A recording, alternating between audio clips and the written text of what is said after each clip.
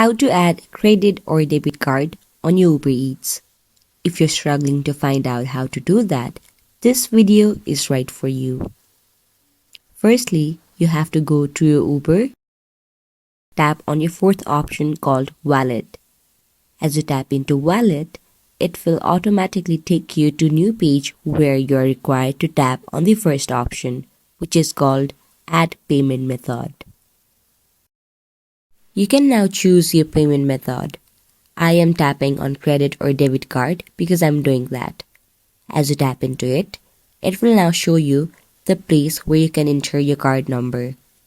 After you enter your card number and security code, your new payment method is added on Uber Eats.